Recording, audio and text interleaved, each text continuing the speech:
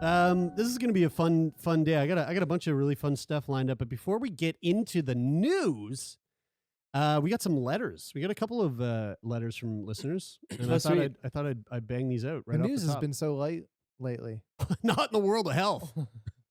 Let me tell you. Yeah. Let me tell you. It's been light in World news has been real light. Wait. Are you guys joking? No. What? We're on the brink of World War III? That's not news. Yeah, Come on. whatever, dude.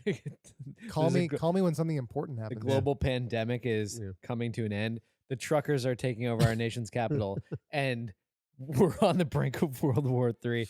Yeah, light news week. Yeah, dude. Hey, that's why you're here tuning in to Feel Good Friday. Yeah, because we're bringing that 2022 energy. Yeah, baby. There ain't no world wars happening in here. Yeah. So So sad. this letter here from a listener. Hey guys, sending you this letter to thank you so much for the great job you're doing. Thank you. I've discovered your podcast about 1 month ago when this person's first language is not English. Okay. Okay. I'm going to read it exactly as it's written. Thank you for that. Okay. I first discovered your podcast about 1 month ago when was very shitty days, and I told myself I need to listen to something that make me feel belonging to a community that shares kind of the same reality I have. Wow, such a nice discovery. Thanks, Apple Podcasts. I've been looking for those sharing experience podcasts, and as far as I know, it does not exist in French-speaking countries. Yes, I'm living in both France and Switzerland, around Geneva. Oh, that sounds nice. Very well done, you guys, to fill that gap for people with chronic or serious conditions. Listening to you make me think about the life I've chosen and continue to live. I've always been in the mindset to live in the moment, kind of an emergency to live.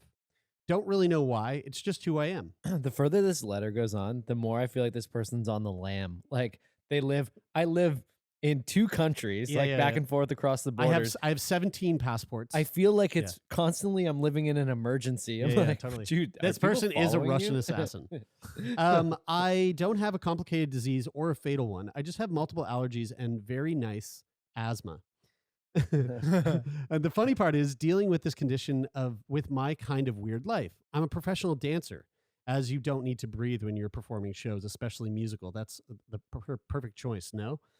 And when I'm not on stage, I'm a humanitarian worker for Médecins Sans Frontières / Doctors Without Borders.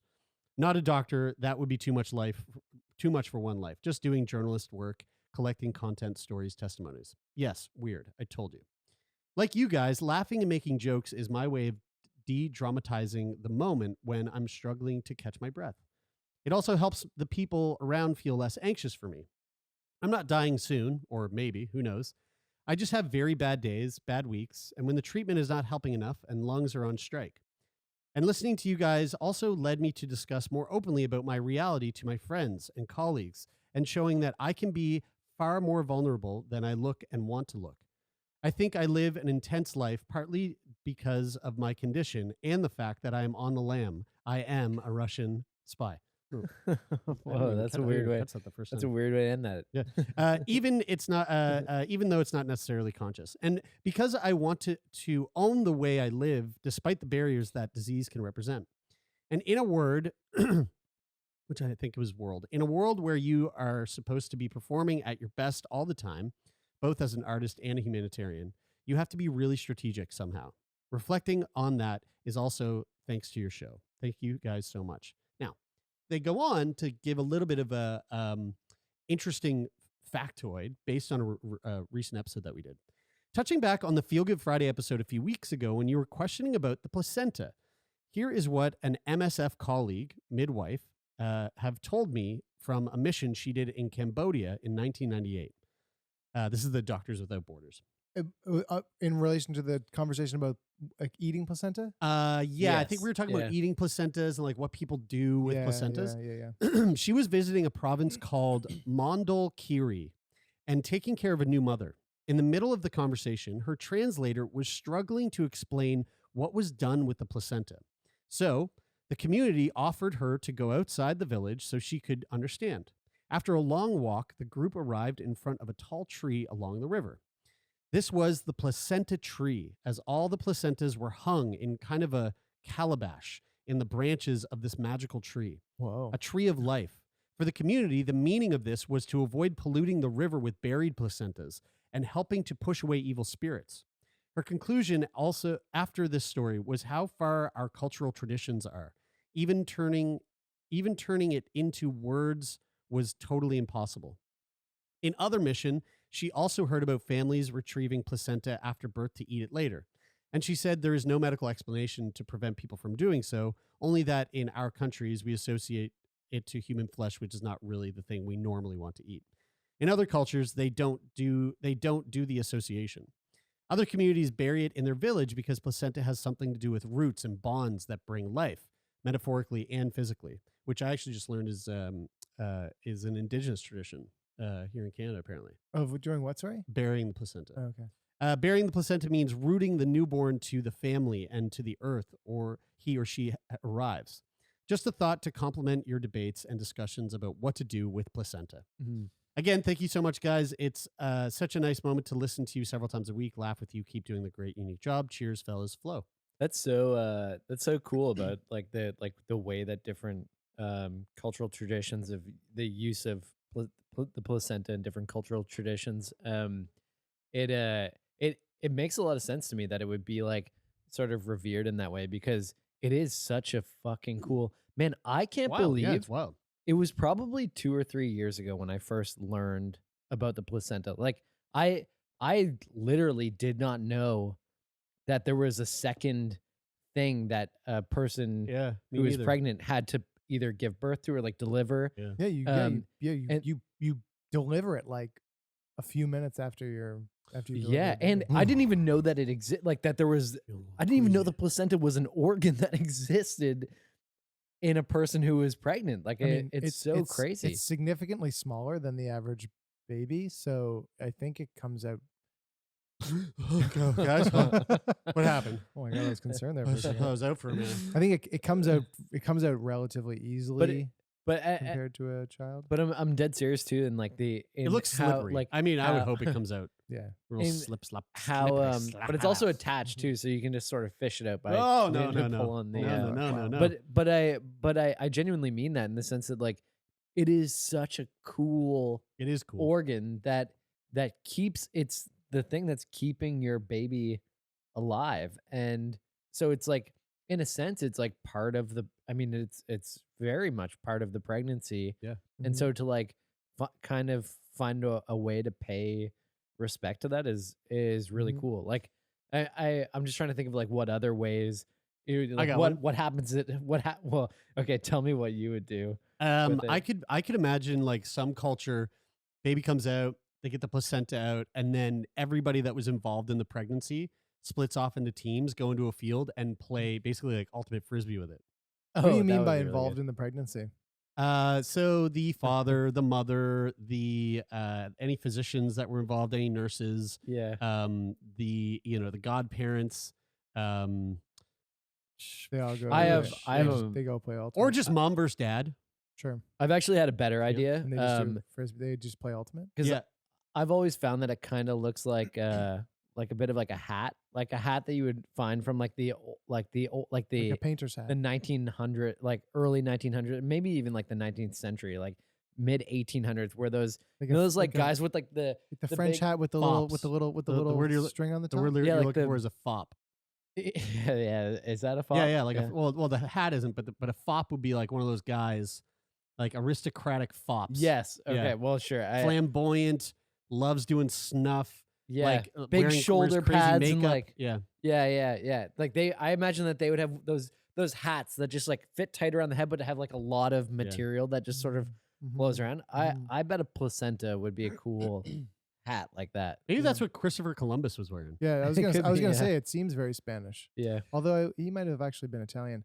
What I don't want to spend too much time on this, but just because it's top of mind right now, because we just talked about it on the episode that we just recorded right before we did this, which will be coming out down the road. And because it got brought up in conversation there, I sent an email to somebody to try and track down somebody who could speak to this. Yeah. Speaking of the placenta, I don't know if we ever talked about it. I know I've mentioned it and we've mentioned on the show We have in some episodes the before. Radio Lab episode. Yeah. Yeah, we've talked about it at length. We did? Yeah. Okay, then I won't say anything. I'll just tease you, and if you don't remember, then fuck you. Yeah. Let's go on to the next letter here. We got one more. This is a really cool one. This is from a gentleman named Stefan. Ear tickling trivia, Alderman's nerve, or Arnold's nerve, a branch of CNX vagus nerve. That's the subject. Hi, folks. I hope you are keeping well. I've been listening to both Termion and Sick Boy for a few years. Love both shows. I'm a third-year medical student doing clinical training in rural Alberta. Congrats, Steve. Rural Alberta advantage. I've heard Jeremy and others discuss Q-tip induced eargasms, catharsis of a good external ear canal cleaning, etc. a while back. I wanted to pass along an interesting bit of trivia I thought you might enjoy. When cleaning your ears, it's possible to induce a cough reflex due to the physical stimulation of the auricular branch of the vagus nerve. Now, oddly enough, we just released an episode all about the vagus nerve with our friend Dr. Honey. Is this why I was assuming that this is why I don't think he Steve mentions was it. writing. No, I don't. I think it's just coincidence because he was referring to the Q-tip shit. Yeah. So this is also known as the cranial 10th nerve, as we all know now, or the CNX, which I didn't know. This branch collects sensory information from the tragus, ear canal, and auricle, i.e. the small ear button sticking out of the front of the hole, and the rest of your ear flap. The rictus. The Arnold in the name refers to Frederick Arnold, a psychologist from the 1800s. He probably wore one of these silly hats. Yep. Yes. However, during an anatomy lecture by my rock star professor, who's written a few anatomy textbooks, he described a story behind the alternate name for the same nerve, Alderman's nerve. The story goes, ancient Roman aldermen, after overindulging in tasty food and beverage, would depart to the vomitorium. They would use feathers.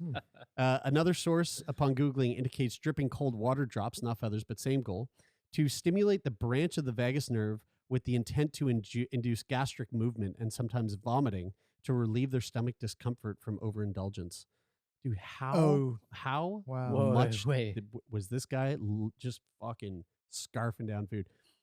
It's been hard to find good references to confirm the story. I'm no historian, although my anatomy prof seems to like a reliable expert, but it does not appear a few times on Google searches. He sent some links, which we can check out, and maybe I'll include that in a future episode. Thought you might find that pretty neat. There's probably some otolaryngologist.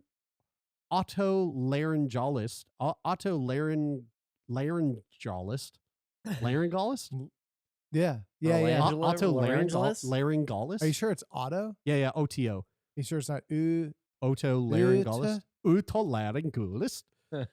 Which is also known as an ENT surgeon. That's all. You could have just fucking said that, Steven. You know I can't read. Yeah. Way to intentionally point out Jeremy's weaknesses. You know I cannot read a word. And he closes his fist. Guys, are you not shocked that there was a place called the vomitorium? You didn't know that? You didn't know about that? No, did you know about that? Yeah. I didn't know about that. It doesn't shock me because indulgence, overindulgence was it's a class. Yeah, dude. Thing. Think about the person having the grapes fed to them while they're getting their cock sucked and but that's not I don't. I mean, you gotta vomit. Those are they grapes just eating as a status symbol? Look how much I can eat, and I'm going to throw up, even though it's not enjoyable. Because at that point, it's because at that time they were just rich. Yeah, they didn't do anything or work to get the rich. They were just rich. Oh, they worked to get the rich. No, they did. They just they did. No, they did. They went around the world, raping and pillaging. No, they didn't. Yeah, they did. Other people did. Oh, yeah, right. They got the money for this it. motherfucker didn't. Yeah, that's right. Right. That's true. He just sits there and gets his cock sucked while he eats grapes. Yeah. To hear you say cock sucked in a sentence like that. I know, right? Speaking of cocks, dude. Cock is such an aggressive word. We can't say, now that we're on YouTube, we can't say cock back to back so many times. So you might have to bleep out the cock every time we say I'm cock. not going to bleep it. Only half the cocks get bleeped out. The other half of the cocks, you can leave them in. This was submitted to us in our Discord. Thank you to the folks in the Discord. I believe maybe it was Stina. I'm so sorry if I didn't get this correct. Whoever dropped it in, thank you. This is from the Winter Olympics that's I happening. think it was Megs. Was it Megs? Winter Olympics is over now, Jeremy. The Winter Olympics that just happened. Finnish cross country skier suffers frozen cock in 50-kilometer race. Yeah, dude, that's crazy. The men's 50-kilometer mass start skiing race at the Beijing Games was shortened to 30K, but that did little help to Finland's Remi Lindholm, who needed a heat pack at the end of the race to thaw out a particularly sensitive body part. Lindholm spent just under an hour and 16 minutes. Just an hour and 16 minutes. Traversing the course in howling, freezing winds, leading to his cock becoming frozen for the second time in a cross-country skiing race. Like it happened to him twice, or it's happened twice? It's happened to him twice. Oh wow! No, they also say penis and not cock in the article. Oh, interesting. Following a similar incident in Ruka, Finland, last year. Quote: "You can guess which body part was a little bit frozen when I finished. It was one of the worst competitions I've been in," he told the Finnish media. "I was just about battling through. With organizers worried about frostbite during Saturday's race, it was delayed by an hour and shortened by 20K. The thin suits and underlayers worn by racers, as well as plasters to cover their faces and ears, offered little protection.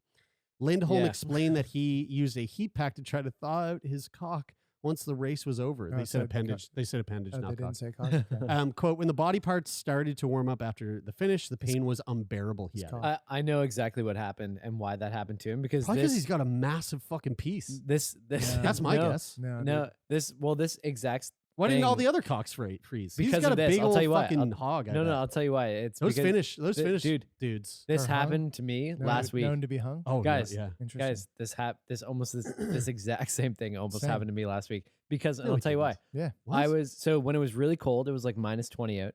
I was walking my dog and I had to pee really bad. I was at Point Pleasant Park and I went into the woods and Illegal.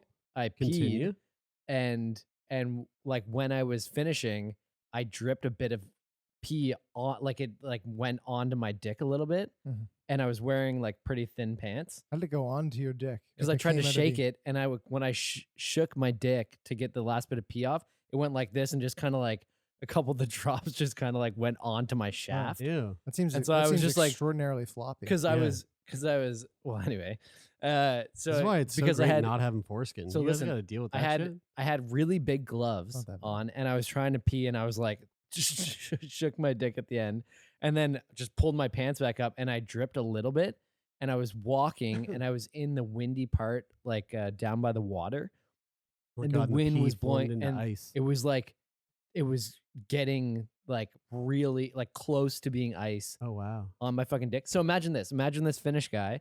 He's in the Olympics. He's getting ready to go and race. Huge cock. The right? thing that you Right? do before a race, like as somebody who used to race like this, is you have a nervous pee right before you race all the time. So you're in the bathroom, you got all your Right. gear on, nervous pee, go and pee really quick. You just pull your pants up, a little bit of fucking pee on your dick. Yeah. Dude, that would Also- 100% do it. Also, you like when you are doing like especially intense endurance exercise, like there's no blood going there because your body's going wherever the work is happening. That's where we need to send the blood. And so like your finger, it's really like when I ride my bike for a long time, like my fingers, your dick gets so small your fingers and your when feet, you work out. Yeah, Except for yeah. this guy, because there's no blood his- there because his- it's pulling all the blood away from it. Not so him, you, though. so it shrinks up, and so there's no blood supply there. And I have this problem when I ride in the winter. And the last time I did an outdoor ride, I got tricked by the weather because it wasn't super cold. It was like 0-ish, but it was really windy. And so I looked at the temperature. Tricked by the weather. Because you know what I mean? Like when it's cold, I mean, there's a big difference between like 0 and like -5. Mhm. So if it's 0, you make decisions like whenever you're working out outside in the cold, you're trying to like really dial in the kind of clothes you're wearing to like get it just right. So you're not too hot and not too cold. Not me, man. And it's really hard to do. And so it was 0. And I thought, oh, I'll wear my like my bib shorts that I wear, in the spring and the summer and the fall. And then leg warmers that go from that tuck underneath my shorts and go down to my ankles, cover my whole leg. Instead of wearing my winter bibs, which have kind of like Don't say bib. They're called bibs. And they have like a waterproof layer to them. So like wind doesn't really get Why through. didn't you? It was 0 degrees though. Why didn't you wear your winter Because at that ones? temperature that I don't typically feel like I need to, but then it was really windy. And then literally 5 minutes into my ride, I went, oh fuck. My dick hurts. Because you're literally going, like that V of your groin and your like that area. I just went, oh, my dick is gonna freeze. Wow, I didn't know this was a thing. I mean, I just don't go outside when it's cold. Yeah, yeah. Like I'm just like, nope. Yeah, no. Go outside with a thin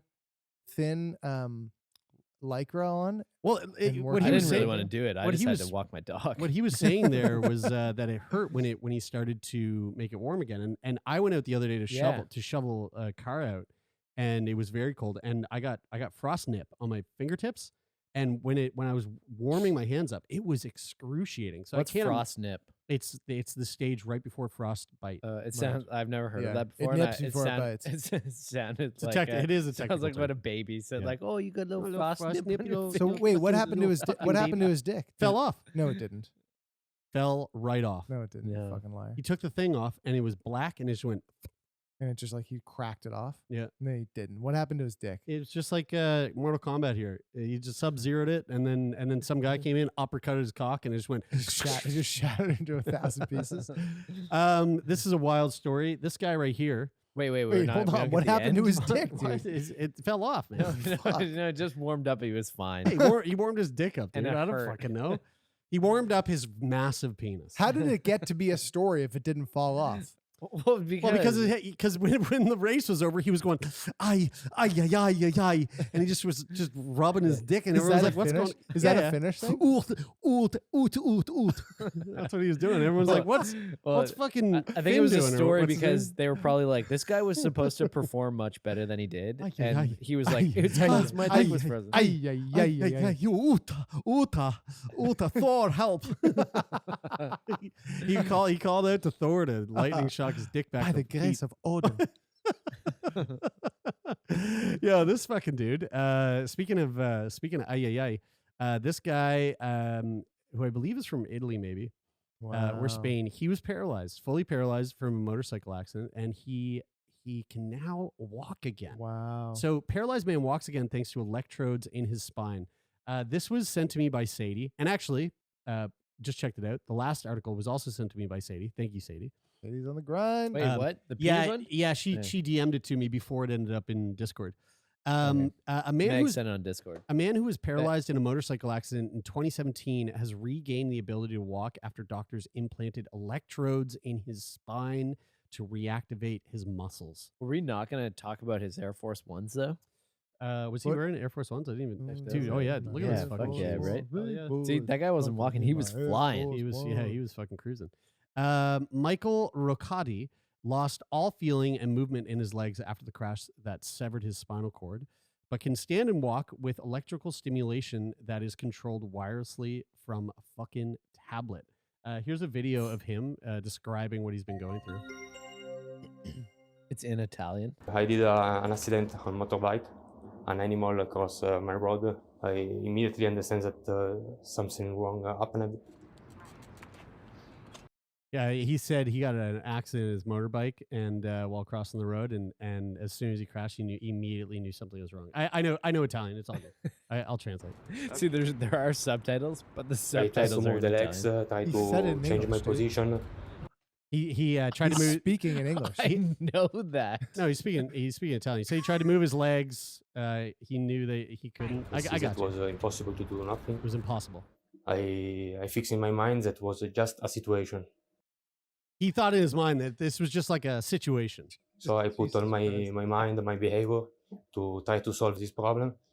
And I never stopped. I He never stopped. He put it in his mind that he's going to solve this problem, is essentially what he's saying. tried to do a lot of things that can help me. So I put all my session training, my rehab, He put on his station training and Holy his fuck. ab. Oh my god. No. also to be Stop it. in a good physical situation, to be a good patient for me. And so, but anyway, so that was video of him fucking walking, which is crazy to see the way he walks. It's wild, like the way he walks. It looks like there's a ghost just kicking his leg forward from his heel. Yeah, you know, it's like his leg just goes. That's so interesting. Like it just wondering how that works from the standpoint of like you have a thought which triggers like I'm not smart enough to describe what happens. An electric pulse that signal that tells the muscle to do what you want it to do, and that is going to like run down your spine until whatever nerve it is, the nerve that goes off of your spinal column and then diverges into your leg. Every single time I do acid, I always look at my hands and I go, wow. Yeah, and I go, it's like they have their own mind. Dude. Like they are doing things. I'm not thinking about it. They fucking pick things up. Like, dude, that. Yeah, I've had that thought. It's so crazy. I do that on mushrooms all the time, but I always look at my hands out there and I go, whoa. Because to me, I feel like me is between my head. Yeah. But then I look out and see my fingertips out in front of me and I'm like, whoa, that is me. That's out there. But it's not you though, right? Because your hands. But it is you. No, it isn't. It isn't though, because I know this. I figured this out while I was on acid. My hands, they talk to me, right. And they're mean. They're very mean. They put me down. Have you ever thought about taking them off?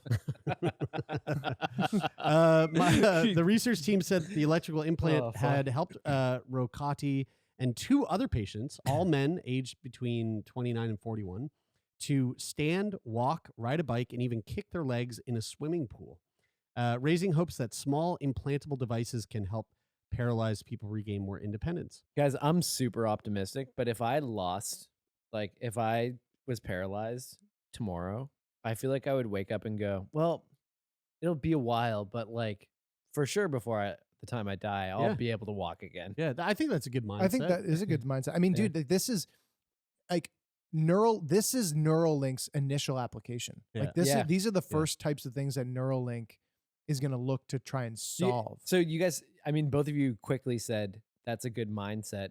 Do you think what do you think are the potential problems with that mindset though? Being let down when it doesn't happen. When you being let down because the next day you die from COVID. Yeah, that's true. No, I don't think there are downsides. Yeah. I don't no, there are. You would die from COVID, and then you would be really fucking let down. Not after. Let down. No, you would be. Yeah, afterwards, of course, you'd be in heaven. You'd be at the pearly gates waiting for St. Peter to like basically tell you whether or not you're getting in or not. Right. And while you're waiting, because I'm sure it's a fucking long wait, tons of people are dying all the time. It's a fucking big old lineup.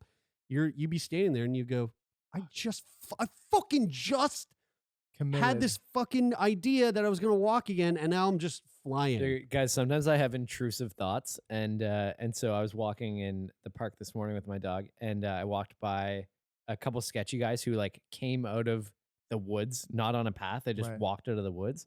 One guy had very torn gloves, and I just had the thought in my head. I was like, what if that guy just pulled a gun and shot me in the face and killed me? That's interesting. And like I wasn't afraid of it, but I was like, then I started to think like I'm just walking along. Just closed your eyes and held your hands out and went, "I'm ready." And they were like, "Sir, sir, like, what?" And you were like, "Do your worst." and then I was like, "But your gloves, they're torn." And he was like, "I was in the woods looking for my dog." And but anyway, but then I think of like, imagine there was an afterlife where you just get to meet up with everybody and talk about the moment that you died. It's called Valhalla, dude. It would be so cool. It'd be so interesting. We all get together, we feast, and we fight to the death every day. For sure, in the afterlife, the most interesting topic of conversation is, so how did you die? Yeah. And like, if you didn't die in an exciting way, then it's like when you're kind of like lame. It's like the same as like prison. Old age. Oh, that sucks. Yeah, but when you go to prison, you're always like, yo, what are you in prison for? Yeah. And if it's not exciting, then they kick the fuck out of you. Yeah, right. Yeah. They're like, well, you're my girlfriend. It's like when I was in the drunk tank and this guy asked me what I was in the drunk tank for, and I was like, murder. And he was like, I'm going to leave you alone. And I was like, that's a good idea. What are you in here for? And he was just like being drunk. I'm drunk. Yeah. I didn't know they put murderers in here. The device helped all 3 patients to stand within hours of the operation, but their performance improved with 3 to 4 months of practice and training. It was not perfect. Quote, it was not perfect at the beginning, but they could all train very early to have more fluid gait, said Block, who was one of the people that was behind the technology. The electrode delivers electrical pulses to spinal cord nerves that control different muscles in the legs and torso. The pulses, in turn, are controlled by software on a tablet that issues instructions for a certain action, such as standing, walking, cycling, or kicking the shit out of someone next to you. Yeah, this makes me think though, because so for people listening, we already mentioned it, but we just had a conversation. As opposed to the people that aren't listening. Yeah. For the people who aren't directly focused on the conversation, just have this on in the background. We just had a conversation with someone who has a feeding tube, and we were talking about like the positive sides of having a feeding tube and how, somebody who might not need a feeding tube could potentially feel that it would be desirable to have one to like augment their life and like in a way that like creates these like this more like more optimized schedule or whatever. So thinking of that and then thinking of like this sort of technology, if you could augment your body and like had the option to lose a limb to have it be replaced with like a super badass mech limb that could do like really insane things, would you consider doing that? And what would you want to have if that was the case? I would, and it would be my neck. Oh yeah, why? Because I think the neck is just such a vulnerable thing, and it's so vital. And I don't want any like performance, and I'm not really thinking about like enhancing performance of like my arms or my legs or something, but my neck. If I could get like a fucking bionic neck, that shit would That's be really sweet. random. Turn your head 180 degrees. Sure, yeah, turns all the way around, like full protection and from any breaking your neck, that type of thing. I've never desired a more badass neck. Yeah, well, that's because you've got such a weak neck. Jared, what would you want? Probably a bionic anus. Yeah. And I'd Like have one it. that you can open and close on demand and not use poppers. Yeah. No, I mean, yeah, sure, I'll add that. I can't believe this is a real podcast. I was thinking more so like jetpack ass. So like turn it on and just like, those like, have you seen those dudes that do the water things where they have the jet things on their feet and they shoot out of the water? That's in your ass. That in my asshole. Yeah, so I can be like, I'm getting over this fence. But what? But I feel like that's not. I feel like you're an not, epic fart. I feel like you're not really thinking. That's more of about your that. colon, though, right? Because like, but you don't want Well, to. it's your asshole. It's a rocket on my asshole. But why wouldn't you just get a backpack then, or something that has that? Why would you want your asshole to perform that task? So that I don't, if I forget the backpack at home. What does your asshole not get to do in this? Like, there's got to be a swap in this. Yeah, scenario, where do you poop from? My asshole. Well, so it's both a jetpack and yeah. Hey, dude, what the fuck, man? Like, we can do it if you said anything. It's a fucking. What's funny is when I can ask that shit question, out of it. I can fart out of it. You know what? I'll even add this. Drop something on the floor. I don't want to bend down anymore. My lower back can't handle it. I reverse fucking jetpack it. Suck it up. Catch it with my asshole. What's funny is when I asked this question, I thought that we might have a serious conversation about like, oh yeah, like, if we're imagining a future where in 10 years bionic limbs are possible, do you think that there will be potentially the desire for my somebody limbs work fine? That's where you thought that's my to go? My limbs are perfectly working right now. Yeah. My asshole does nothing for me other than stink up the place. Like, I want to fucking add some. Let's get some stuff that doesn't stink. Get some more functionality. Yeah. Yeah, that's fair. Yeah. Oh yeah, my bionic neck can become longer, significantly longer. Yeah, right. Like, what's his name? Go Gadget. Fucking That's what's right. his name? Inspector. Yep. Inspector Gadget. Gadget. Yeah. Yep, that's right. That's cool. Mm-hmm. Do you have one, Brian? Yeah. Yeah. For What's me, your fucking boring ass fucking fucking bionic arm? I would have your neck, except it would be my dick. Would be able to do that. Dude, that's a thick dick. Yeah, and it could go super long. Yeah, but you can't pee on it. Oh, sorry. Oh, you would have my sorry. You just mean that I thought you wanted my neck for your dick. No, the same skills. That would be uncomfortable. Yeah, it's like Taylor's like fucking Adam's apple and like all of it, just the weird sparse hair. It's like if you're like, I don't want anything to be bionic. I just want your neck as my dick. All right, let's move on. Existing drug used to treat constipation. Maybe I find this really funny. An existing drug. All right, so we've all heard the stories of like Viagra, right? Like Viagra was intentionally used, I believe, as a heart medication. Yeah, to like lower blood pressure. lower blood pressure, and then people are taking it and they're like, "This, I'm just getting like jacked up hard." Yeah, and isn't it high blood? Aren't you at risk of high blood pressure? Maybe whatever it is, who cares? But basically the It was made creators for something else. the creators of it, Pfizer, whoever, I'll look it up. And I'm listening. they were like, oh shit, that's not what we intended. Yeah. But we can remarket this drug and give it as a boner pill. Yeah. Well, we might be seeing something similar here. Existing drug used to treat constipation may boost people's ability to think more clearly. Oh, whoa. Okay? It's like that Limitless drug. Yes. Now, here's the interesting thing about this. Well, here, I'll read this first. The development of drugs to treat cognitive problems in patients with mental illness may be a step closer after a team of researchers discovered that an existing drug used to treat constipation may be able to boost our ability to think more clearly. Severe psychiatric disorders can have a devastating impact on a patient's life. Cognitive impairments ranging from decreased attention and working memory to disrupted social cognition and language are widespread in psychiatric disorders such as major depression, schizophrenia, and bipolar. These common problems are poorly treated with current medications and often have a large impact on people's lives, and so scientists are searching for ways of improving or restoring these functions.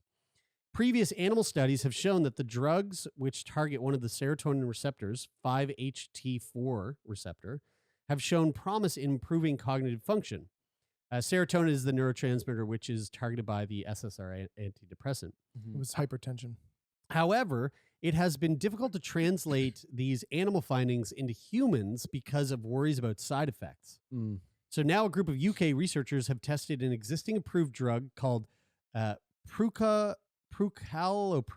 Did you say what types of animals they were testing them in? No, I didn't. Because I think I heard of this study, and it was They were monkey humanoid crossovers. It was, and that's what started Planet of the Apes. Mm-hmm. Because as soon as they started giving this medication, to them, they started talking. Yeah, that's it. And organizing. Yeah. And when they organize, that's when you're fucked. So prucalopride, which targets the 5-HT4 receptor, and they found that it may improve cognition.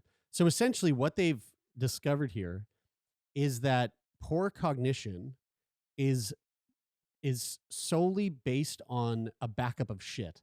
And so when you take this pill, you shit all the shit out of you. No. And it makes you think clearer. Dude, do you remember? That's why they say you're full of shit. That's where that actually came from. Dude, do you remember? Do you remember when we did our training? Dude, that was 11 years ago now, which is fucking crazy. And I think her name was Caitlin. She was whatever the like technician. She gave colonics. She gave colonics. Yeah. And she gave a presentation. Like at our teacher training, we all had to give a presentation on something. And she gave a presentation on her work and like the benefits of her work. And she was talking about colonics, and it was fucking blowing me away.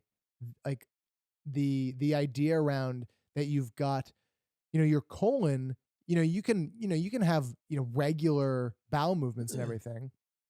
And, for years and years and years, but that you could still have like, pieces that have like sort of like caked onto the side of your colon, like, and your colon is fucking super long. So like this could be, and these things could be sort of leading to like little pieces of necrosis along your colon, or just or not, you're not getting the right blood flow to that area, or you just got a ladybug up there eating your fucking colon away. And that the colonic is meant to try and flush all of that stuff out, so that it's almost like, I guess, described as that that your colon can sort of like breathe Is again. that for sure science? Yeah, Or is that I'm Gwyneth really not Paltrow, sure. Gwyneth Paltrow talks about it in Goop. Yeah, Goop. Yeah, Goop's all. But I'm actually really not sure. But I remember that description always standing out to me, going, "Oh." When I heard it, I went, "That makes a lot of sense to me," as you're saying it. But I actually don't know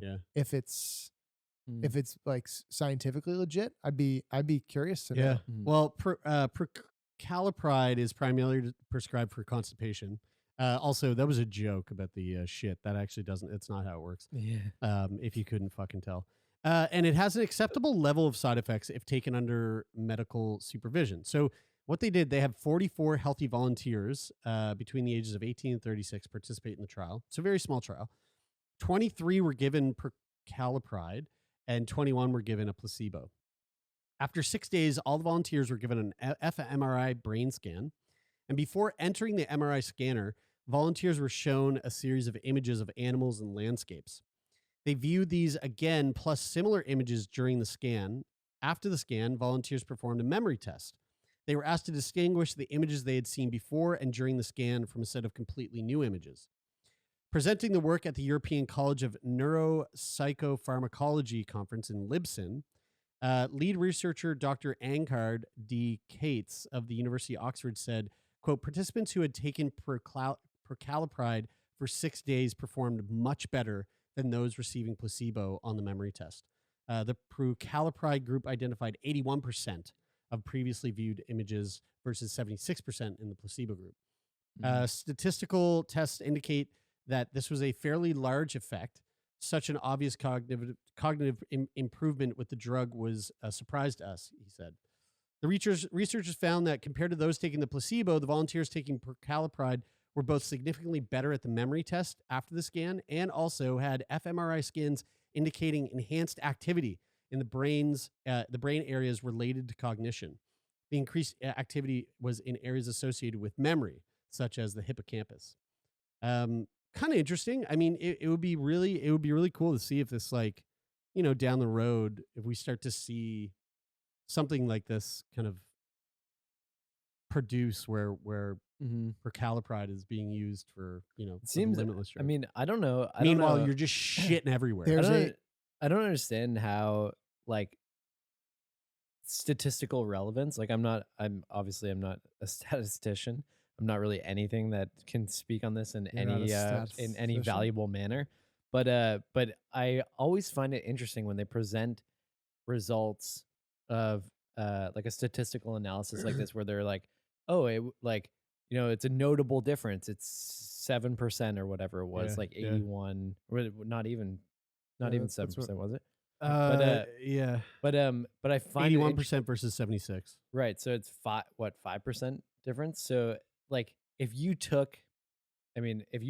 repeated that study exactly the same, like, don't you think it would probably fluctuate somewhere in and around the same? Well, I mean, percentages to this like specific study, it doesn't seem statistically relevant to me. The difference. Well, I mean, but that's I'm not sure. I don't understand how the study works. That's not going to ultimately get implemented unless more studies are done. Yeah, Ankard D. Cates said, quote, this is a proof of concept study, and so a starting point for further investigation. Yeah. We are currently planning and undertaking further studies looking at prucalopride and other 5-HT4 agonists in patient and clinically vulnerable populations. In like a scientific vein, a science fiction vein on that, there was, I think it was actually Severance would be an interesting kind of like sci-fi topic to talk about as well, which you got to watch. I watched all 3 episodes. You got to watch Swan Song. Yes. Did you see the trailer that they played for the Samuel Jackson Apple TV show that's coming out? No. And it's or maybe I think it's Apple TV. Anyway, it looks like the premise is that I did. He's an old man and he gets they get all of his memories back. Yeah. It's kind of like the inverse of Spotless Sunshine or Eternal Sunshine of the Spotless Mind. Yeah. It's like how, you kind of highlighting the way that you might think that it would be really great to be able to remember everything, but it's like if you were to be actually remember everything, then it would be Probably hurt your brain. A living nightmare. Yeah. Because your Ow. brain, I mean, and this is something that, if we want to cross this over into like a more serious conversation, like obviously we've talked to lots of people that have had experiences that their brain wants to make them either forget about or like navigate around because it could be so impactful on like everything they do on a day-to-day basis that their brain tries to like find ways to not like have it be so central to everything. Yeah, PTSD. And so, if you could remember everything, I think the average person would be extremely surprised to find how many memories you have that your brain has tried to just go, let's just forget about I'm curious about that. This is a great segue into a serious conversation. I'm curious about that from the perspective of I understand that point that you're making. I think it's a really valid point. I'm curious about how trauma affects memory of events, and I know that like in therapy, an approach to resolve it, and not resolving, but like being able to process past trauma in somewhat of an effective way is by revisiting and reliving that experience. So like if you could remember the moment vividly, I mean, obviously while being traumatic, could there be some benefits in healing from that? Yeah, and I mean like MDMA therapy, right? Like for PTSD, it's like it's about reliving that memory, but with this overwhelming sense of empathy and love and acceptance, so that when you come out of it, that memory is no longer like grasping you and pulling you down into the really hard depths. for two things about this. One, really hard for somebody who's probably been through trauma to hear or even imagine that. Yeah, totally. But so I understand and empathize from that perspective. The reason why I bring this up is because in my therapy session last week, I was talking about, I had this like really like sort of breakthrough moment on this past event. It was something that seems so minor or insignificant to me, but it popped into my head while I was talking to my therapist. I was talking about something else, and this memory, like super vivid memory that I've thought of many times before, but seems really insignificant, came up, which was this experience when I was in grade 6 in French class. My teacher, my teacher asked us to draw our future selves, and there was like from my memory, there was no like specific like structure to it. It was just draw yourself, and then maybe we explained what it was in French. And so I drew this picture of future me that had this like Dragon Ball Z hair, super big muscle, like super jacked guy, holding a paddle with the Olympic rings on the picture. And this very vivid memory is of my teacher coming up to me and saying, like laughing and going, "That's not you. That's not you." Dude, I hear these stories and I think to myself, that person doesn't exist. So you know what I mean? So let me but so okay. I'm not saying that they didn't say that. That's not what I mean. I just mean like when I hear that, I go, those people are hired to be around children. Well, do you like? Are you saying that? Do you think that I like made up that experience, or like what? No, that's what I'm hearing him say. Yeah, but no, like I'm hearing him say that you're making this fucking shit up. Because so like yeah, you guys should fight. So, but here's my point in bringing this up is when I think of that memory, it doesn't make me. I feel bad for like other kids who are in a situation where there's an adult saying to them like, "Oh, you can't be that. You can't be that." And I think probably from me internalizing that, it's probably given me more of a desire to want to be that thing and not necessarily what I drew. But what came out in therapy was my therapist asked me, well, what do you think 12-year-old you needed to hear? What do you like if you could go back and tell yourself something, what would you tell yourself? Or like, or even what would 12-year-old you think of who you are today? And I was like, holy fuck, that's a really interesting question, because one, if I was to go back and talk to 12-year-old me in that moment, I would probably have a bit of a laugh at that picture and say, Yeah, because "That's Dragon not-" Ball Z hair is insane.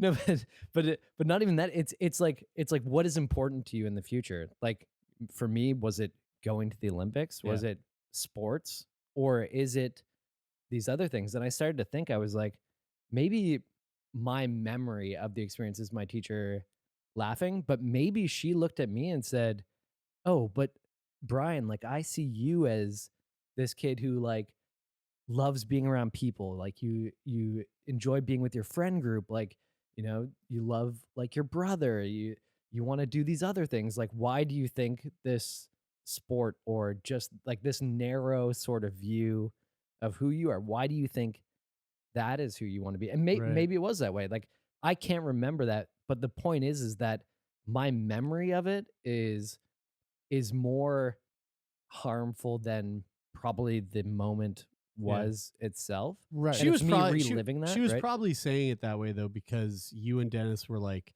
you were the twins in the class that would like piss in your pants for fun and like light bags of dog shit on fire in class, and she was like, she just thought you were going to jail.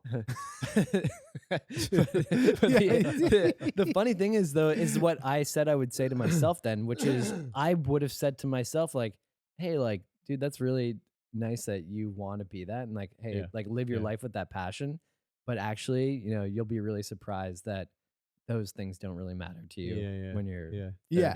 I mean, at the end of the day, a teacher walking by a 12-year-old who's drawn Olympic rings should pretty much just go, yeah, great, Go for it. wonderful. Yeah, And that's all they should say. yeah. And if they say anything other than that, they shouldn't have that job. Yeah. But the crazy thing is like how these moments, like, dude, she doesn't remember No. that moment, which is crazy that teachers have such profound impacts. Oh, the one on their person that's students. had the most profound impact on my entire life is Aaron Morris, Yeah. my high school theater teacher.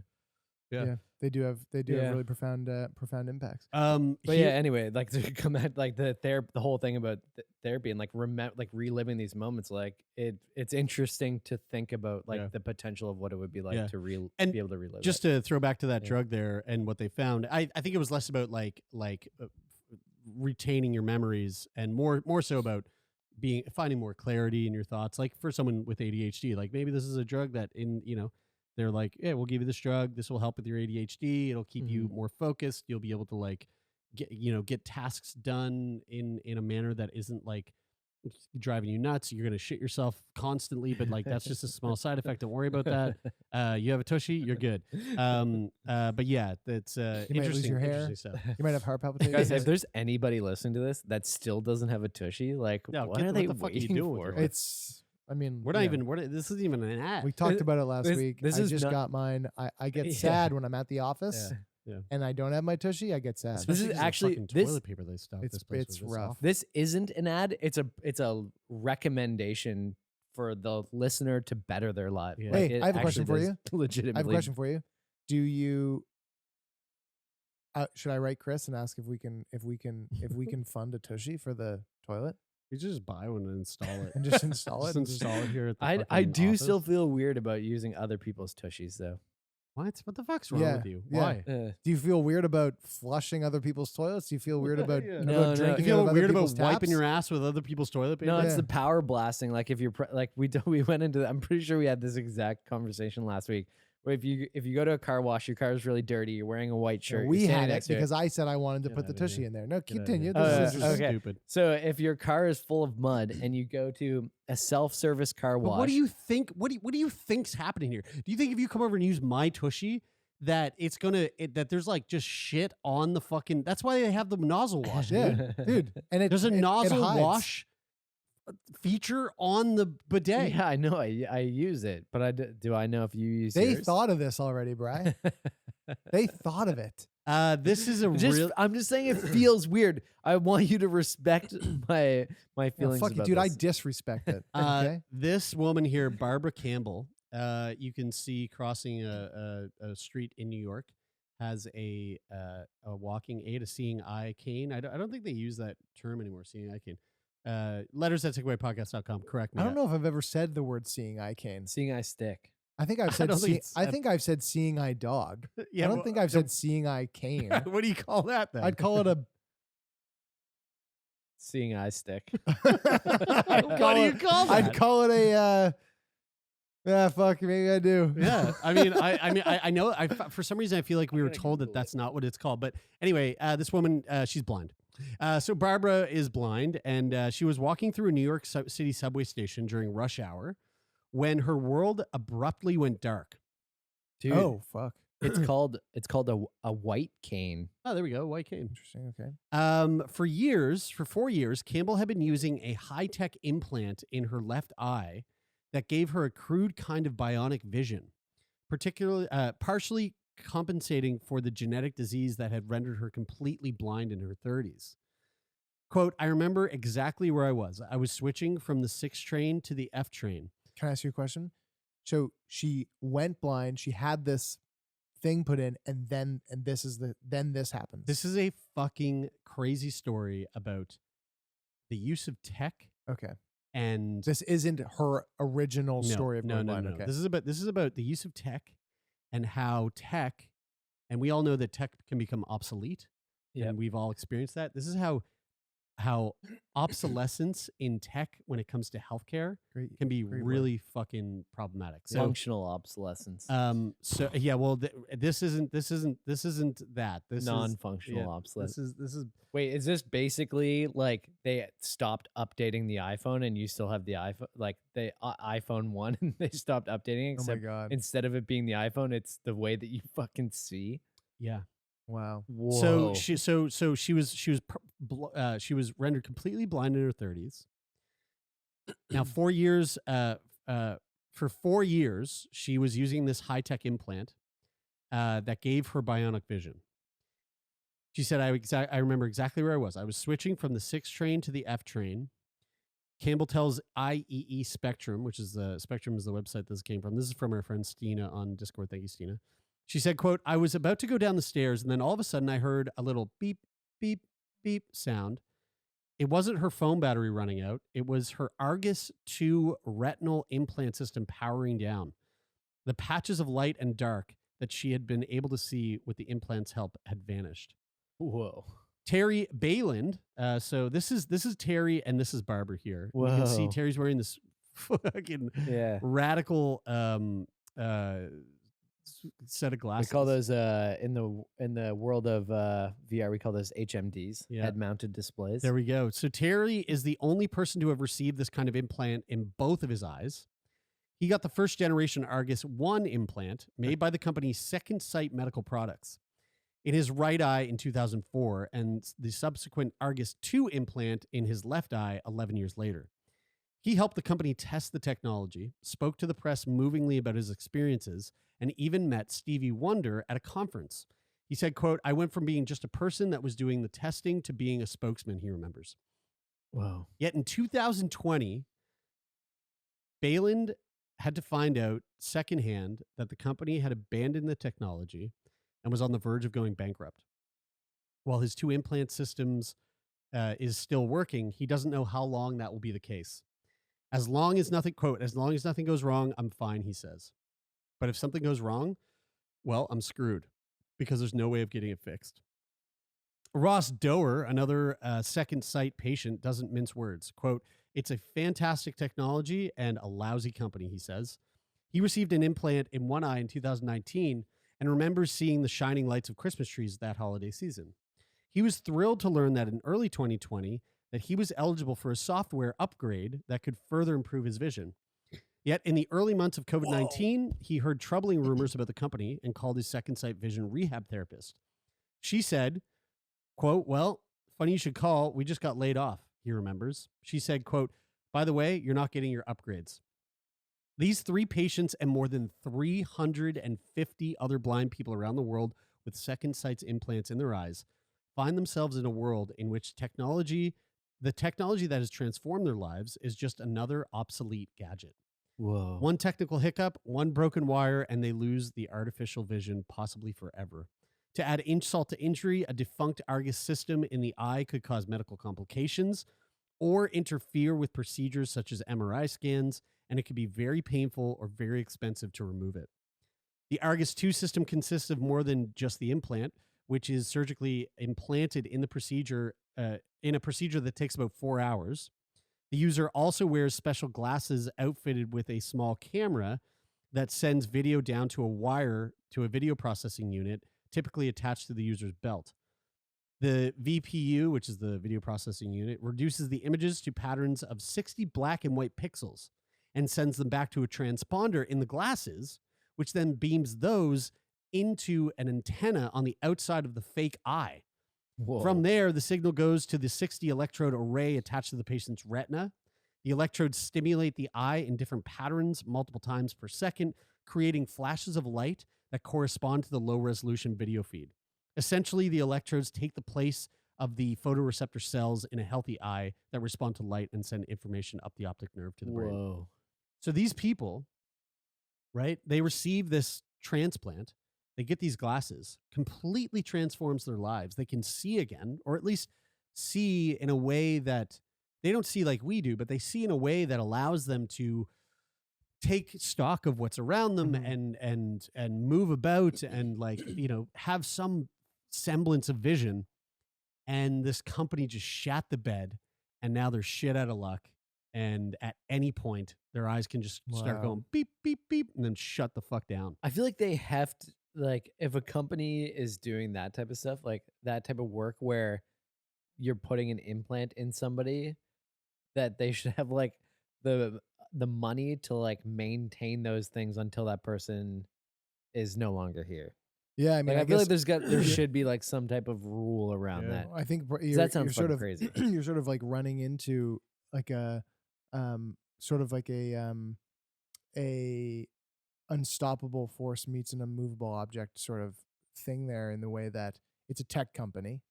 Yeah. Like, I guess primarily, like, at its roots, it's a tech company. Medical tech. And then and the way in which tech companies grow are basically taking on, I'm putting my finance hat on here and going, they take on massive debt by issuing equity to shareholders that want a stake in the company. Okay. And so they have there's a ton of debt going on, and they're really just taking on debt and taking a loss all the time until it can become profitable. But at the same time, you need regulation to say, well, this company should always have a certain amount of money so that they can.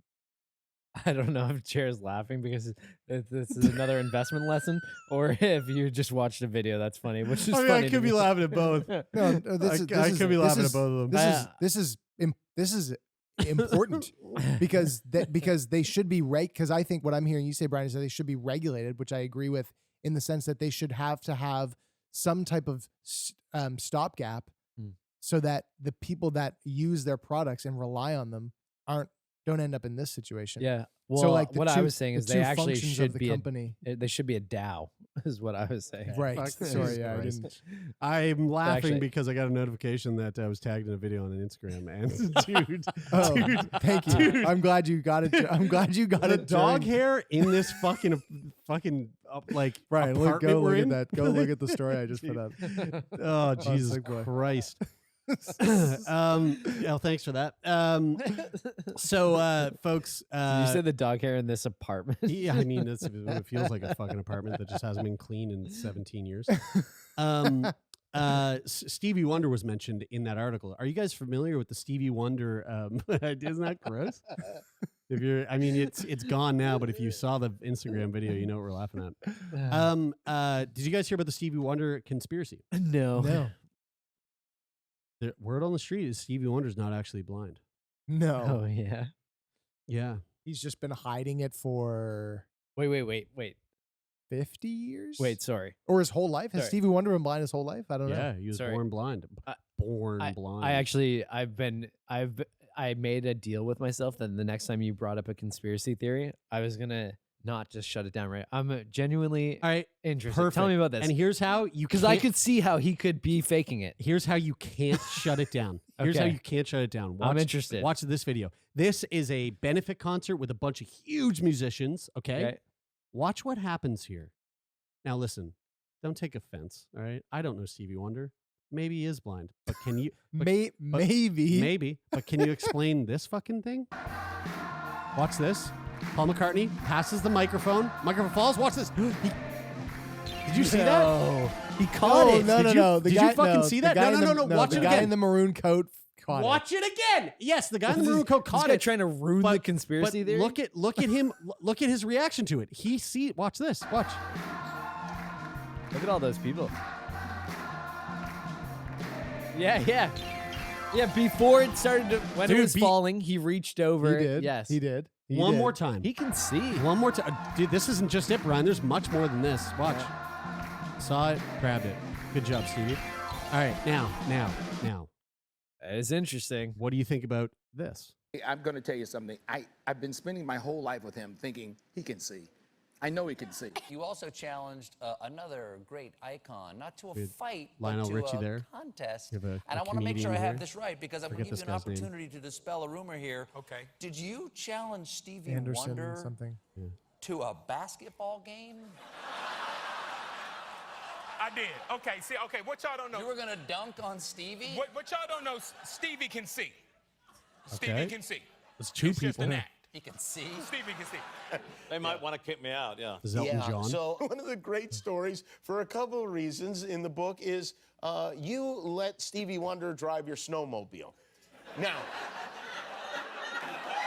I have to say, just the part of you owning a snowmobile would be enough for me. I didn't own it. I was at the Caribou Ranch in Netherlands, and I was recording. It was thick snow, and Stevie wanted to go out in a snowmobile. And Stevie went behind the wheel. Yeah. By himself. By himself. Stevie walks on stage, walks to me, looks me dead in my eye and says, Anthony, get me to a piano. I was like, Stevie, well, hell, if you just walked to me, you could have walked to the piano. He caught himself and had to play it off. It's a true story. Now, this is Shaq. So, according to Shaq, we lived in a building on Wilshire. So you park your car under the valet's down there. So I'm already in the building. I'm coming through the lobby. Door opens. It's Stevie Wonder. He comes in, says, "What's up, Shaq?"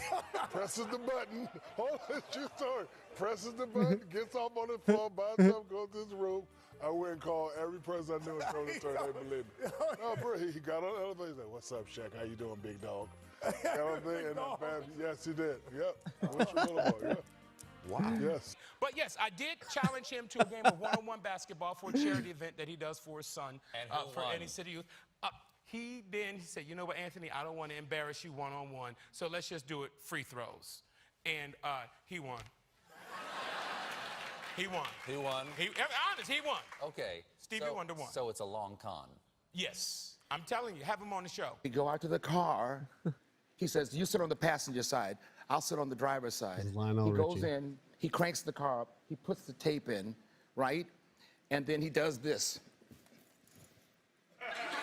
And starts driving back down the driveway. Why Stevie wasting all that money on courtside seats? He says he likes to feel I'm not going to let you say vibrations this. If on this his comes feet. up on TV today, you're going to be muted to the Stone Age. I'm not right? going to say it on Yeah. TV. I'm just saying that there's a building list of evidence that maybe, just maybe, Stevie ain't blind. Right? Right? Watch, list that of catches the evidence. fucking microphone. That's pretty compelling. Hey. Maybe Stevie had a operation at one point in time, Maybe. and he thought He has an that Argus too. and he thought that his blindness was sort of integral to his persona, Bit. and so he just decided I'm just gonna keep it to myself. Oh. And maybe he can see, you know what I mean? Like it's not a long con from the very beginning. Maybe he got a little bit back somehow and wanted to keep it hush hush. Yep. Because he's so well known for being he's an incredible musician without the blindness, obviously. Not that you really need eyes to just fucking be an awesome singer and a great piano player. Well, it definitely helps with the. I say it would generally. Sure, Most people help with the piano. Yeah, sure. But do you think so? Do you think? I mean, I'm the least. I mean, if you're blind, you're like everything's the tactile. least musical. It's all person. you're feeling everything out. Like I would say if you are a fucking champ at Braille, you would probably be pretty apt to pick up piano quite well. Yeah, sure. Anyway, that was that conspiracy there. I got another good one. You guys hear about this? Birds aren't real. Dude, yeah. I love it. Yeah. Just joking. Let's move on to if it lies, if it flies, it lies. Wait, but we all agree that Stevie Wonder's blind, right? I don't know. I mean, I'm not gonna say for sure. I'm not convinced. I was just checking you guys. I just want to make sure. Thanks. Yeah. Let's move on to what the hell? I can't believe none of the things we've talked about so far have been what the hell. That's great. Well, this might be the scariest what the hell we've ever done. No. This makes me. This video made me fully erect, fully rock hard, fully squirm, and like. I love body horror. Is it something alive inside of you? I hate that because that's the worst part. Let's for me. watch this video. This is a praying mantis. Oh no! You see, it's alive. Oh no! All right, this is a little bowl of water, a little Tupperware container of water. The guy's gonna put the praying mantis in the water. All right, watch what happens They here. can pinch pretty. Oh hard, yeah, that thing's just fucking latched on fully to his thumb. All right, now watch the praying mantis's ass. All right, this guy's just dipped it in water. He's had it in water now for I don't know, maybe 10 seconds. Watch what's coming out of it. Whoa, something's coming out of it. Yeah, see that? Whoa, what is that? You want to see this? Go to YouTube, check it out, or you can just Google praying mantis parasite. What is coming out of him is called a Chordodes formosinus. Chordodes formosinus, which is a horsehair worm. You know what, Jer? This is the shit that makes me go, why the fuck does anybody give a shit about aliens? This is alien. They're all here. This is it. They're all here already. So a horsehair worm is a parasite. I can't believe how big that is. That can affect any kind of bug, but it typically goes for praying mantises, and use the praying mantis as its definitive host. So this thing can grow upwards of 90 centimeters long. Wait, is the praying mantis still alive? No, this praying mantis is dead. No, it's not. It is. Yeah, no, it's moving around, dude. No, it is not. Yeah, it is. His legs are moving. No, that's not the praying mantis moving his legs. Oh. That is this parasite. Wow. Was it controlling it? It was. Before? Full-on zombie. No. Yes. No. Yes. I find that almost harder to believe than Stevie Wonder is faking and it. Stevie Wonder's blind is fucking can see fucking fine. Right. Yeah. Yeah. Wow. Isn't that fucking crazy? That is insane. I look at it trying to honestly- escape out of the fucking container. I can't believe what I just saw. And now you see a carcass of the praying mantis carcass. Is he fully out of the? It's fully out of him now. Yeah. Yeah. Can that go in humans? So listen to this. No. Chordodes formosinus is a horsehair worm that has praying mantis as its definitive host. Horsehair worms are obligate parasites that pass through different hosts at various stages. These worms can grow up to 90 centimeters long and can be extremely dangerous for their host, especially the praying mantis. Their life cycle goes like this. The Chordodes formosinus starts as a larvae in the gut of a small insect. The praying mantis preys on that insect. Then the mantis ingests the infected insect, taking in the Chordodes formosinus, and that's when it starts to grow inside of it. When it's mature, the worm secretes proteins that take over the host's nervous system, which then directs the mantis to a body of water. Specifically, it goes, you need to go to water, directs it to water so that it can then jump out of the mantis, at which point it breaks free to reproduce, leaving half an empty mantis husk. Now, you were right. The mantis isn't technically dead, but it is fully controlled by the parasite. Like proteins. Once it goes in the water and the parasite comes out, there's nothing left to the mantis. It doesn't have enough in it to live. It dies. Dude. Wow. Now, think about this, right? That is a parasite that affects praying mantises. It also affects crickets. What it does with crickets, crickets can't go in water. They're horrible swimmers. They'll drown. It does the same thing. It infects the cricket and then essentially forces the cricket to commit suicide. Crickets avoid water. It goes, you're going to water, and the cricket's like, yes, ma'am. Goes in the water, dies. Whoa. Thing blasts out of its asshole, and then it goes on to find its next victim. That's happening with bugs, right? What's to say that there's not a parasite out there that we don't yet know about that has some sort of completely fucked up psychological effect on humans? Yeah. Well, there is. Yeah, I was gonna say there probably is. There is, which we know of one. Well, I was just imagining we're sitting here and Taylor's really quiet for like 20 minutes, and then all of a sudden he just walks over and fills up Donut's water dish, and then lays down and dips his fingers into it, and then just comes starts out of his ear. Fucking yeah. There's just yeah. Well, if you've never imagine watched And the then he movie, just is dead. if you've never watched The Thing, I mean, this is the Thing. This is exactly what is happening in The Thing for the most part, aside from being a full replication of what it's the hosts of its body. So Toxoplasma gondii, which I think we've talked about on the show before, Mm-hmm. that is one of these parasites. Is that the cat thing? Yes. Yeah. So Toxoplasma gondii, which is found in 22 to 84% of the human population, depending on the country. Whoa. This that's a lot. organism induces a phenomenon called, quote, fatal attraction syndrome in rodents. So T. gondii can only productively replicate in cats, but it can infect humans and rodents. Amazingly, it's evolved a way to alter the brain's signaling of infected rodents to make them more likely to be consumed by cats. Studies found that individuals with the parasite not only had slower reaction times, but also no longer feared the smell of cat urine. So the smell of cat urine is like the scariest thing a rat can fucking smell. It'll send it into a frenzy to try to get away. T. gondii gets inside the rat, and it makes the smell of cat piss intoxicating. It wants to go to the cat piss.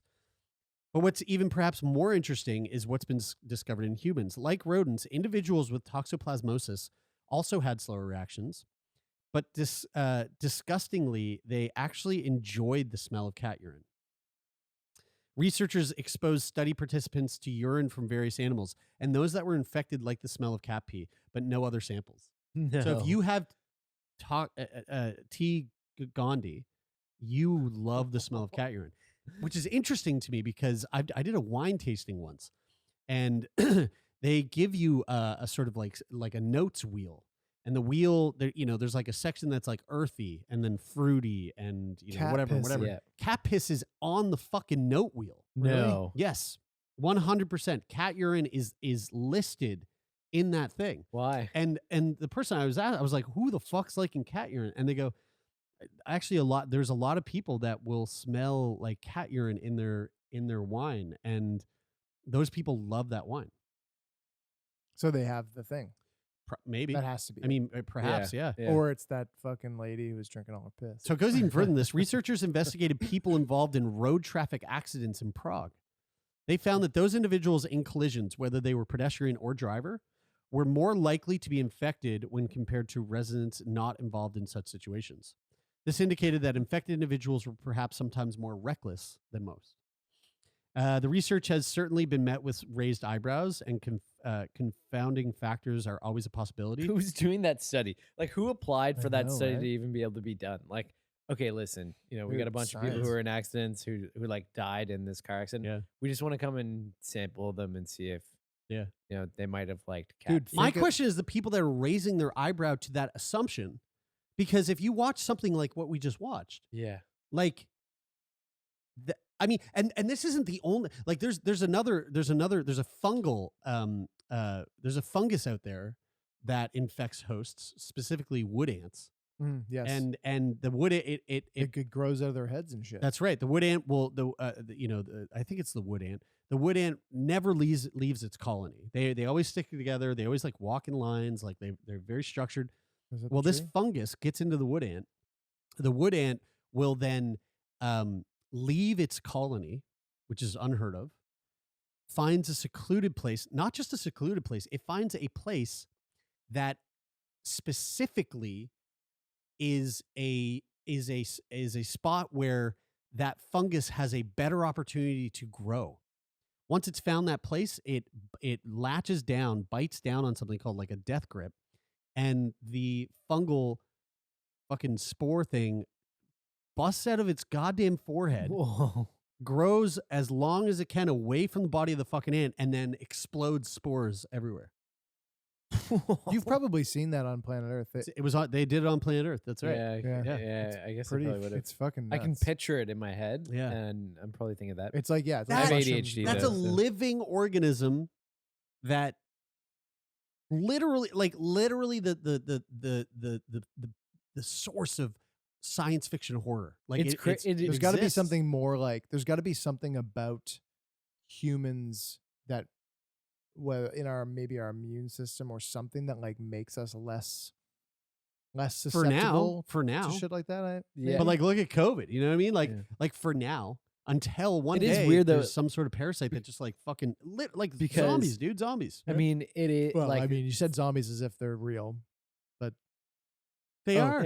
Oh, sorry. It sounded Did like you never watch 28 Days It Later? sounded like you were like, No? well, I mean, like like we got zombies, so like who knows? Like, I mean, fuck, let's just like ratchet that up one but it more does. notch. It is crazy that like, for this moment in time, we're good.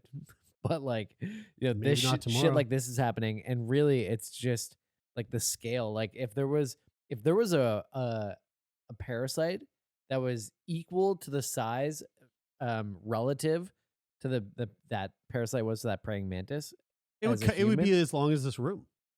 Yeah, probably longer. Yeah, and thick. Yeah, yeah, like my neck, or like my my neck could be too. If I had your neck on your dick. On my dick. Well, folks, thanks for tuning in. I hope you enjoyed that. We'll be back Monday with another episode, and of course Wednesday and Friday. If you're listening to the podcast on Apple Podcasts, leave a rating and review. On Spotify, on the mobile app, you can leave a rating. And thanks for your support. If you want to join the conversation, join us on Discord. There's constant conversations about past episodes. People are chiming in with content to bring up here on Feel Good Friday. I mean, half the shit we talked about was from our Discord today. And of course, if you want to share your Wordle scores, we've got a very active Wordle channel. Yeah, and if you want to send us a letter, we heard a couple of fantastic letters at the beginning of the show today. You can do that. Send to letters@sickboypodcast.com. In particular, what I'm wondering right now is why when you install a car seat, there's no more room in the back seat of your car. You can't recline your seat anymore. Why do they make car seats like that? So I'm wondering that personally right now. Probably for the safety of the baby, but that's just me. But I mean, whatever. Yeah. Especially if you're the driver, you probably don't want to recline your seat. Yeah, well, it's on the passenger side, so I can recline. So, okay. Yeah, it's fine. You get your lean. I'm good. Yeah. Letters at sickboypodcast.com. And if you want to be a guest on the show, sickboypodcast.com/contact and fill out the guest form. Cool. And we haven't talked about it in a while, so just a reminder: if you drive a car with and you've augmented the muffler on it, fuck you. And then also thank you to the people who the opposite of that, to the people who make this show happen. Thanks to Jeff Lonis, who we absolutely love, and Jeff to just Richard got a Coyne. muffler. Oh fuck, never mind. Fuck Jeff then. Okay. Wait, he got a muffler that makes louder sounds? Yeah. Oh, fuck you, Jeff. I want a muffler that goes. Yeah, you can have that one. That's fine. What happens?